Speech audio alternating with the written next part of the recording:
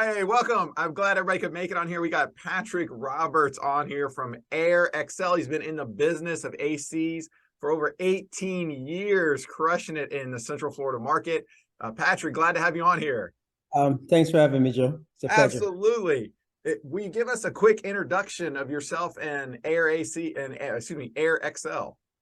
Well, me personally, been doing AC business going on 26 years. We opened Airxcel in 2005. We do mainly residential repair, service, installation. We do some light commercials. We also do maintenances. So we mainly do repairs in Central Florida area mainly. So that's what we do. Excellent, man. I didn't mean to undersell you. You've been in this business for 26 years. I apologize. No, well, my experience is for 26 years, but the company was open in 2005. Sweet. All right. Well, obviously, what does everybody wants to know? They wanted to know. We'll just get right to it. What's the best ways to get the best prices when talking to an AC vendor?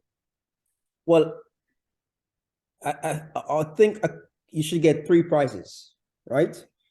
But before I say that, I think you should do your homework to find out which equipment is the better equipment. Okay. Yeah. So I think you should do your homework to find out which equipment is the better equipment. Because as a customer, once you go in blind, have no idea about any equipment, AC company can sell you whatever. And there's some equipments there that just doesn't hold up long. So to answer your question, I would say get three prices and go in the middle. Don't do the lowest, don't do the highest. Stay in the middle. So that would be my recommendation. Oh, excellent. That's sound advice. I appreciate it. Okay. I'm sure you've been doing this for quite some time. I have sure you've seen operators who do a great job and some that do a terrible job. Let's talk about the terrible job of owners with AC equipment so we can avoid those mistakes. What mistakes do you see that we can avoid? Well, the biggest thing is where the customer get taken is you get three prices. One is 10,000, one is 8,000, but one is 5,000. Now that's a big discrepancy. So you choose the one for 5,000. More likely that guy, what I term it, he's gonna throw it in, right? And when you call him for service, he's not gonna return any phone call, right? So you should find out if the company's license, right? If it's this guy is a one-man operation, that is very important because if the company's not licensed, if it's a one-man operation, when it's time of emergency, can he be there for you when it's emergency, right? So, and I think you should also look in the reviews. Now, reviews can be made online. We do understand that, right? But customers should do not go for the cheapest price because that's where the problem comes in, the cheapest price. I know as a owner, you want to get the cheapest price, but the cheapest price does not necessarily mean it's the best service, right? Because the question is, when you call me back 2 months from now, am I going to be there, right? And I see that happen so often where we got to go back and remove the equipment and reinstall it, and you're paying double the cost, right? So you got to find out the company's license. That's the first important thing, and do not go for the cheapest price. And try to vet your company. Recommendation is always the best way to go. If someone recommends you, that means they get a good service. So it's always the best way to go. That's some good takeaways for best practices. Is if you got someone who's already happy customer and they're recommending somebody, they're speaking for them. That's a good way to go. One of the things that comes up obviously for multifamily owners and operators is the emergency call. The AC goes out, the resident is unhappy because it's hot. What's the best way to set up ahead of time to have that emergency service calls with the AC contractor. But, if you have an apartment building, again, you want to make sure you have a company that has, a few guys, it could be, 5, 10. And, I think I would sit down and say, listen, this is an apartment building. I need emergency calls. Can I have one of you guys that's assigned to this building, right? When it's emergency, I need to have this guy come out. Can I have this guy number? Something like that. So you can have a guy that's assigned to the building after hours, so if there's a problem, they can contact, that guy directly. I think that's one of the best way of doing it. Because sometimes when you call the company directly after hours, right? The office could be closed, right? But like we have guys that's on call, right? And even though I'm the owner, I'm always on call because I was still owner. If you cannot get, please give me a call because because I want to make sure that your customers are happy. So we always have someone who's on call, 2 guys on call for the weekend and during the week. Because I think it's very important when it's 95 degrees and your tenant has no AC and they're paying their rent, you want to make sure that they're happy. So I think, get to your AC company and say, I want you to assign a guy to my building for after hours. That's good. And you are exactly correct. In Florida, that is the #1 tenant or resident complaint is don't fix the AC. Like that is #1. And it's so important for an owner to respond quickly to those situations because it gives a very good impression for the resident. And the resident is more likely to then renew their lease and stay and also refer good residents to the building versus leave to another building because they were unhappy with the responsiveness. Yeah, because you as a owner for the building, your rent could be higher, but then you're giving the resident the value of quick response. When your AC is broken, I cannot tell you how many times I've been to a place where the tenant has no AC for 5 days because the owner is shopping around, right? Trying different companies and different pricing, so I've seen a lot of that situation. And, by the time I get there, the tenant is mad with us, but, we're not the problem, but we just assure them that we're going to solve the problem. But, unfortunately, we just got a call, so we're going to address it. Speaking of that, do you have recommendations for either ongoing maintenance agreements or where they go out monthly service and check filters, or every 6 months, clean out the drain lines, do the coils? What's your recommendation for ongoing air conditioning maintenance? Well, you should have a maintenance at least once a year on the equipment. Now, if the equipment is 5 years or newer, you should do a maintenance once a year. If it's 10 years or older, you should have at least twice a year maintenance on the equipment. So we recommend at least once a year, and usually it's typically right before the summer, maybe in January or March, April, do a maintenance around that time, before the summer kicks in. But to add to that, usually in multifamily, that does not really happen, right? Because the owner's going to spend a lot of money if you're going to maintain, you got 100 units or 50 units, right? But also one of the mistakes I see happen where the owners usually buy cheap filters. Okay, the #1 thing you can do for your AC unit, put a quality filter in the units. That's one of the #1 thing you can do, right? Because a lot of time we go there and the evaporator coil is dirty, right? You got to take it outside and clean it.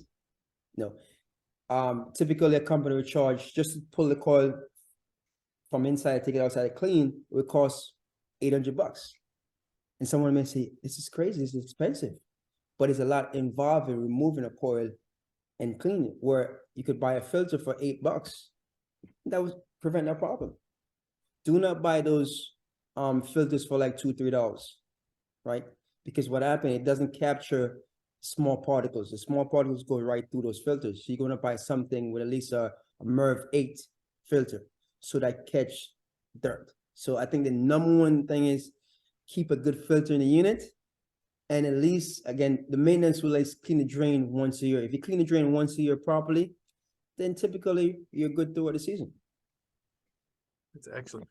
So speaking of filters, Mhm. what are best practices to obviously said get a MERV 8 or better? How often should the filters be changed? The rule of thumb is pretty much every 3 months. Yes. So let me go back in the filter. So I would get a filter between a MERV 8 and a MERV 10, nothing higher than that. Okay, because every filter has what we call a airflow restriction. So the higher the MERV, the less air can pass through the filter, right? I mean, I see people get a MERV 13, MERV 14. No. My house, I got a MERV 10. That's the highest I would go. So anywhere from MERV 8 to a MERV 10. And change it at least every 3 months. Every 3 months. Okay. Yes.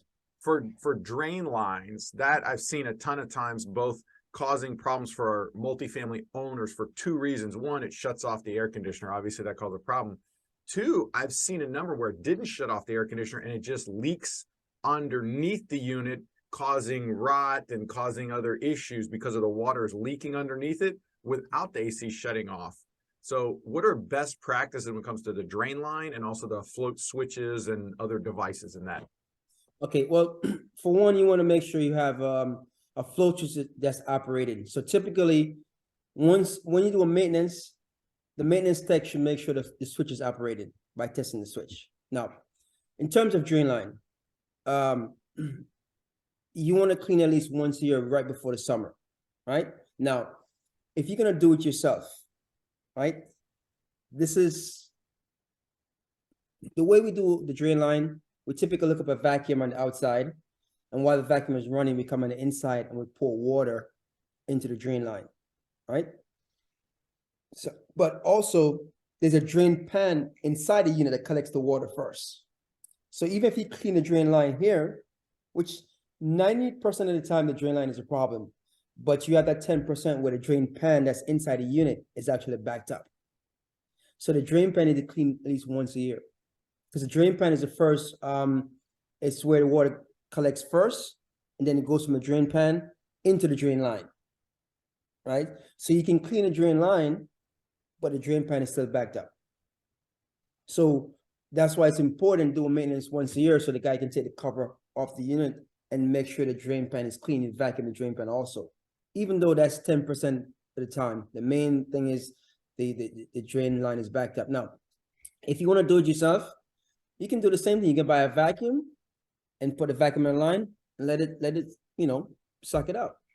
If you're gonna have the tenant or someone that's do it, we say once you change the filter, get a cup, get enough hot water and pour it in the line. Because what hot water is doing, it's used to break up the algae and to prevent algae. So when you pour water that fast, whatever is inside the line, it's gonna flush it out. Because the drain line has a natural trap. So the drain line goes down this way and comes up this way. So water is always sitting in the drain line. So because water sitting in the drain line, it builds that algae in the line, right? So if you pour water, it's forcing whatever that's sitting in the line, force it out. So if you're gonna do it yourself, you can do one or two things. If you use a vacuum is once a year, right? If you're gonna do it with hot water, I know there's vinegar, the whole vinegar talk. I don't really endorse the vinegar stuff personally. But if you're gonna do it yourself, you can get one, every time you change your filter, get a gallon of hot water and just pour it down in the line. So it's flush out whatever sits in the line. That would be my recommendation. So one, either you do the vacuum once a year, or every time you change your filter, you pour hot water in the drain line. Well, we talked about coil cleanings. Mhm. When is that necessary, and how would someone know that that's the next process or what should be done? Okay, well, there's two coils. You have the evaporator coil and the condenser coil. Right. Now, I would say evaporator coil should not should never need cleaning, but it happens. The reason why I say that, if you're keeping a good filter in the units, that's the purpose of the filter, to prevent the coil from getting dirty on the inside, right? So you should never need the evaporator coil cleaning inside, but it happens, right? But to prevent that, use a good filter, right? Now, if it happens where we gotta clean the coil, sometimes we can clean it in place. It's easier, right? Quicker. If we gotta take it out to the outside and clean it, it's a process. It's a 4 to 5 hour process to remove a coil and clean a coil, right? If we're gonna clean it inside, it may take us an hour and a half, 2 hours to clean it, right? Now you have the condenser coil outside, right? So the condenser coil is sitting in the elements where it's just dirt and stuff like that, right? With the maintenance, we usually wash the coil once a year. Just take some water and spray the coil down and just get the dirt off it. Now, if you're doing it yourself, you got to be careful when you spray water in the coil, because the condenser coil is small fins, right? The smaller the fins, right? It's like a radiator. That's pretty much what it is. So if you spray the water directly, you're going to damage the fins. You want to spray the water where the water doesn't damage the fins, because the air has to pass through the fins. So if you damage the fins, the air cannot pass through the fins. So then you run into a cooling issue, right? It's almost like, your car is overheating, so the temperature goes up. It's the same thing with the AC unit. If the fins are damaged or if they're dirty, the temperature goes up and doesn't cool properly. So if you're gonna clean it yourself, you want to make sure you gotta be careful how you spray the water onto the coil. You don't spray the water so you actually damage the fins, right? But if you do a maintenance, then the maintenance does that, where they should clean the coil, just rinse the coil once a year. Okay. And so the next thing I was going to ask you about is, I've seen a lot of things with duct cleaning. Mhm. Is that something you recommend, or I'm just curious on your opinion of it? Okay, I'm gonna go back to the filter again. That's the job of the filter. The job of the filter, if you stop the dust from getting into the unit, then nothing get into the ducts, right? So that's why I always go back, keep a good filter in the unit, because that prevents a lot of issues, right? Duct cleaning, been in this business 25 years, 26 years. I've never done it personally, but just knowing the way the ducts are run, I don't see how they can clean a duct effectively, personally, right? They can clean the intake, the return side of it, but the supply side of it, I just don't see how they can clean it, right? If you got mildew or mold inside the duct lining, you're not going to clean it. There's just no way you clean it, because the ducts are like, keep them running like this, right? So there's no way effectively to clean a supply duct. The return duct, yes, right? You can clean the return duct. The supply duct, no.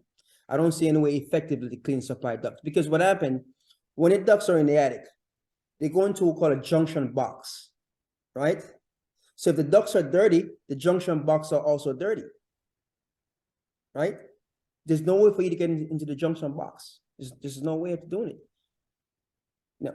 No, some company may take the supply grill and put a brush and, but you're not doing it properly. If your ducts are really, really dirty, where you have mold inside the ducts, you got to replace them. But again, the key thing is a good filter. A good filter will prevent all that stuff. That's awesome. Well, one of the big things that comes up is, when is it best practice to repair existing equipment versus replacing it and buying just completely new? And that has come up more and more, especially for owners, where we've got older stuff that's 410 versus the R20, and now you can't just replace a blower versus a condenser. What are your recommendations on that? Okay, so if your evaporator coil is leaking, okay, if you have a unit that's R22, R22 is the older refrigerant that's been they don't make it anymore, right? So if you get something that's R22, the evaporator coil is leaking, or the compressor is leaking, or the compressor is not good, you do not invest the money. Always put it this way. Putting a compressor, anything R22 now out there is probably at least 20 years old. Anything R22. So putting a compressor in a unit that's 20 years old, it's almost like putting an engine in a car that's that's 30 years old, but it's not a classic, if that makes any sense. Because by the time you buy a compressor, you do all the refrigerants, it's $3,000, right? And the unit's already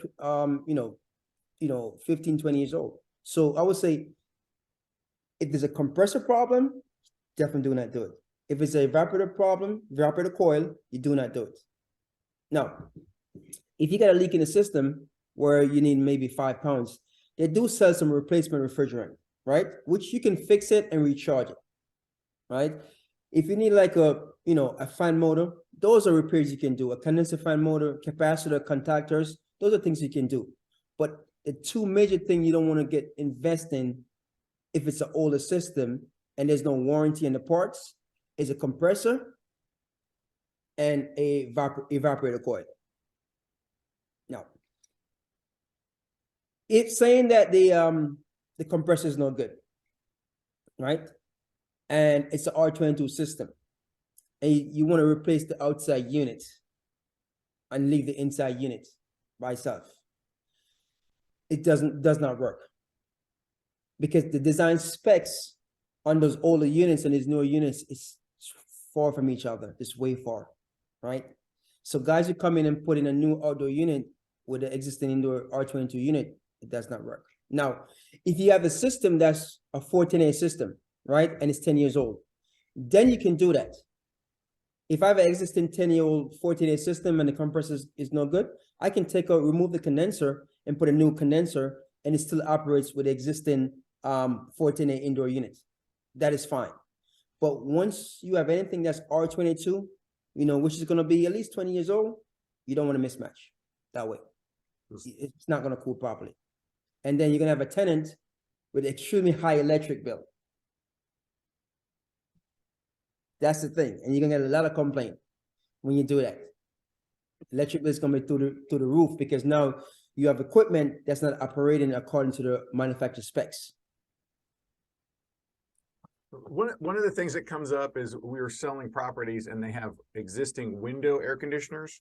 Yes. And the owner is looking at installing either central or the mini split system. You have recommendations on which one to go with, or what would be is a better option?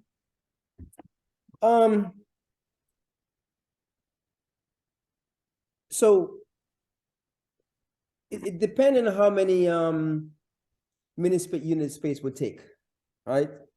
Because if you're gonna need at least 4, we call it EDs, the indoor units. If you're gonna need at least 4 of those, it's gonna be expensive in terms of mini split. Now, if there's space where you can put a central unit, it's always cheaper to go with a central unit. It's always cheaper. And then it's also easier to fix a central unit than to fix a mini split. Now, I'm a big fan of mini split unit. I am. I love it. I think they're great. They're very energy efficient.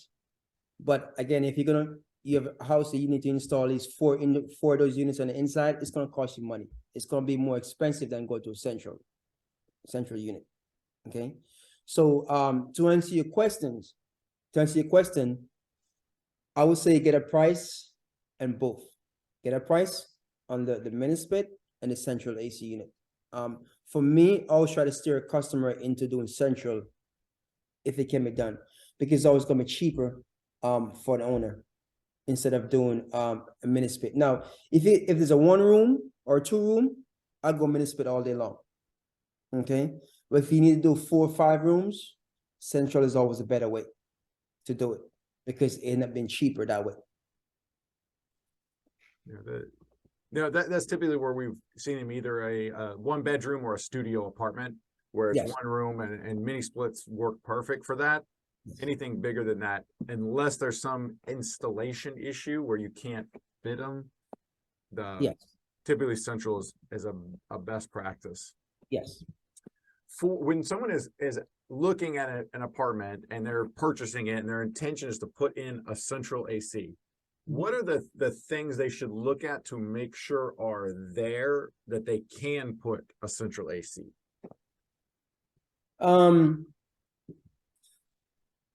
Make sure there's an existing duct system in the space. Because you're gonna save, if there's duct system in the space, you're gonna save money. Is there anything else? The duct system, so I would say the number one thing is existing duct system. That's what I would say the number one. Anything else, we can find ways of running the copper stuff like that, but existing, make sure there's duct system. Now, if there's no duct system that's in the space, can we add a duct system easily?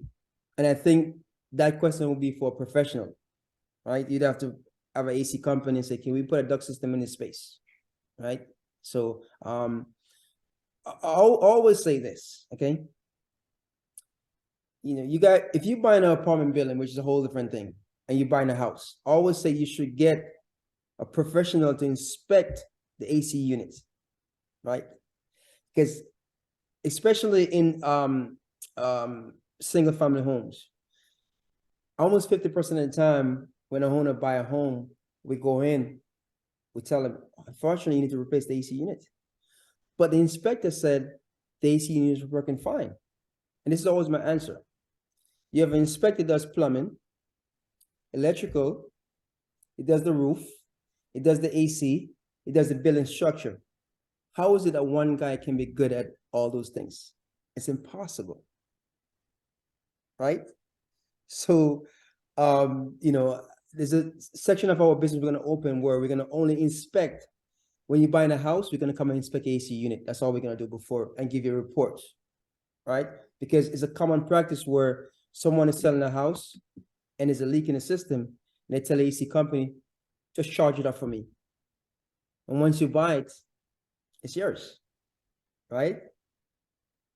And once you come in, unfortunately, Mrs. Jones, AC is leaking, it's 20 years old, you have to replace it. But the inspector told me it was working fine, you know.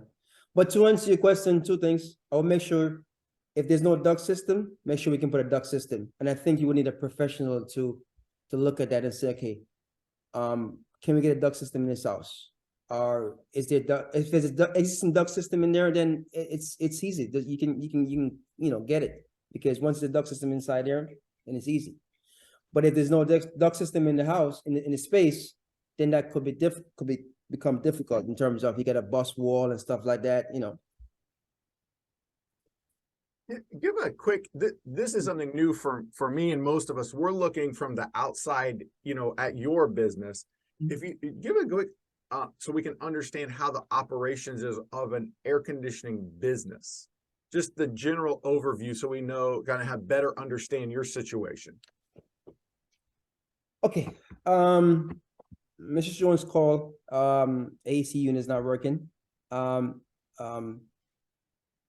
You know, we dispatch a technician out. Once the technician gets to the job, he's going to survey the entire system operation, from the duct system to the units. You know, he's going to check the entire system, because the goal is to make sure that once we leave, Mrs. Jones has all the information. And if we fix the unit, we want to make sure the unit is fixed, right? So we assess the unit. If we determine that the unit need replacement, we'd explain to Mrs. Jones. Mrs. Jones, you know, want to get a price, we send someone to look at a job and give Mrs. Jones a price on replacing the AC system. But also, if the technician is there and the job can be fixed, we're going to fix it. We're going to give Mrs. Jones all the options. But our goal is not to, lack of a better word, go back to the house. Because if you keep on going back, it makes your company, doesn't look like a good AC company. So we want to do a general overall, make a proper assessment of the job, and, you know, give Ms. Jones a recommendation. Now, if a technician's on a job and there's issues, that he needs help, then he can call the service manager. The service manager will go on a job and assess it and look at the job and, help him to figure out what is going on. Now, if Ms. Jones need a part, that ticket is sent back to the office. The office, look and see what we needed, call the manufacturer, get the prices, put a proposal together, and send it back to Mrs. Jones. All right. If Mrs. Jones approve it, then we schedule according to her, her time to go back to fix the unit. Now, the issue now becomes not an issue, but in the summer, you get extremely busy in the summer. It's extremely busy in the summer, right? Every company try the best to get the customer in as soon as possible. Now, if you have maybe I'm going off topic, but if you have a maintenance agreement with us, right? Unfortunately, you're going to take precedent over a customer that doesn't have maintenance agreement with us, right? So if I come to your house once you have to service the equipment and you call me and there's 10 customers ahead of you, I'm going to bump those customers, unfortunately, and give them Mrs. Jones. Because Mrs. Jones has a service agreement with us. So that's a priority service. So if you have a billing and I typically service your billing and you call, I'm going to make sure you get service. I'm going to put you ahead. Even if you don't have a service agreement with us, but I do regular work for you at your billing, I'm going to put you ahead of the person that doesn't have a service agreement, right? Because, so that's pretty much it. It gets very chaotic in the summer. It does, but every company has a procedure how to deal with certain things. Sometimes, me myself, I got to get into the field because if it gets very crazy, I want to make sure I'll try my best to make sure all the customers are happy, right? So sometimes I get in my truck, I'm in the field if it gets too crazy in the summer to make sure everything runs smooth. So I don't know if I answer your question, but No, that's extremely helpful to know ahead of time because that is one of the top resident complaints for multifamily owners is not repairing things quickly. So yeah. that's very helpful. When someone is hiring, so you own an apartment building, it's 50 units, you got 50 air conditioners, and you're talking to an AC vendor and you're thinking about hiring them, putting them on a maintenance agreement, what questions should you be asking them to make sure that you're hiring the right vendor and also that you're getting a good deal and it's mutually beneficial for both the vendor and for you? I would go back to get at least 3 prices to see what maintenance are. Now, if you have a building and the general rate is maybe $120 per unit. Now, you have apartment building, you're given 50 units. Of course, you're gonna have more negotiating power, right? So if the average price is 120, right? I can say, okay, well, I'm giving you 50 units. I want it to be, $90 or something like that. But keys, does that company as a staff to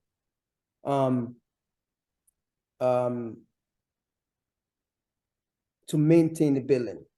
Or does the company as a staff to make sure when I call, there's someone is at the door, right? Because you're not going to hire a one-man operation for 50 units. It's just not going to happen. Okay, it's not in the summer. It's not going to respond to your call. So again, how many texts you have, right? I would say, what are your experience you text, how long you text been with your company, right? Do you have after-hour service?